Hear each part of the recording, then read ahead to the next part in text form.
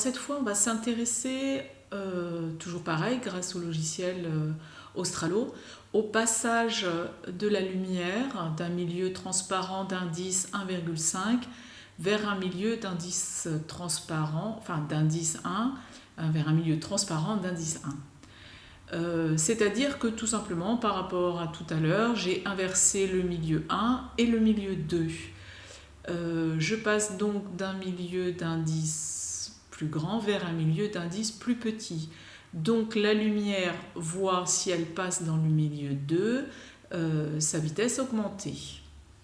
Ce qui fait que ici, je ne reviens pas sur les définitions précédentes.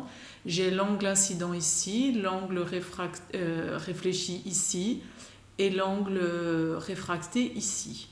Donc je vais m'intéresser aux valeurs des angles. Les voici. Donc toujours pareil, mon angle incident varie entre 0 et 90 degrés. Je vais alors regarder quelles sont les valeurs de l'angle réfléchi, puis celles de l'angle réfracté. Donc je prends quelques exemples. Je pars de 12,3 par exemple.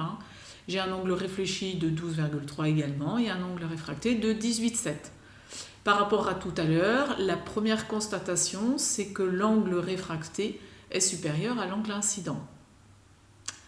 Celui-ci ne pouvant aller que de 0 à 90, on peut supposer qu'effectivement, celui-ci, lorsque je vais atteindre une certaine valeur, eh bien, va être, puisqu'il est supérieur, je ne vais pas pouvoir aller avec un angle incident jusqu'à 90. Donc je regarde, voilà, je suis à 27,8 en angle incident, 27,8 en angle réfléchi, donc comme tout à l'heure, l'angle incident est toujours égal à l'angle réfléchi. Ensuite, l'angle réfracté par rapport à l'angle incident est plus grand. Là, je suis déjà à 44. Donc, j'augmente au fur et à mesure, tout en surveillant la valeur de l'angle réfracté, parce que je sais qu'il ne peut pas dépasser 90. Donc là, je suis à... Allez, vous voyez, hop là, je vois que déjà 41,8 degrés en angle d'incidence, eh bien, je n'ai plus de réfraction. C'est-à-dire que je n'ai plus qu'un rayon réfléchi. Voilà. Donc là, je suis à 41,4. Je vais essayer de trouver l'angle à partir duquel, eh bien, je n'ai plus que réflexion.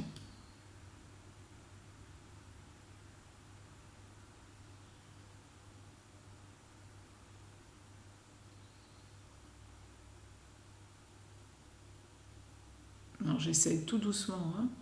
Hop, 42,2. Hop, je reviens en arrière, pas de réfraction à 42, je vais essayer de revenir à 41,9 si j'arrive, 41,8 j'ai toujours, maintenant là je vois, est-ce que je vais arriver à 41,9, je vais essayer, non, je n'y arrive pas, donc effectivement on va considérer avec une assez bonne précision qu'à partir de 42 degrés, eh bien, il n'y a plus de réfraction. C'est ce que l'on appelle le phénomène de réflexion totale. Pourquoi totale? Parce qu'il n'y a plus que réflexion, il n'y a plus réfraction. Or, la lumière a effectivement la possibilité de passer d'un milieu transparent vers un autre milieu transparent, et pourtant elle ne le fait pas. Donc, ce que vous allez noter en conclusion, finalement, c'est que lorsque la lumière passe d'un milieu transparent vers un autre, d'un milieu transparent vers lequel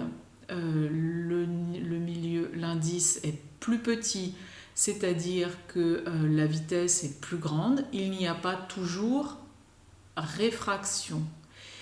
À partir d'un certain angle d'incidence, appelé angle limite, il y a alors réflexion totale. Cela se passe lorsque la lumière passe d'un milieu vers un milieu d'indice plus petit, c'est-à-dire lorsque la lumière passe d'un milieu vers un autre milieu transparent, d'un milieu transparent vers un autre milieu transparent, où la vitesse de celle-ci est plus grande.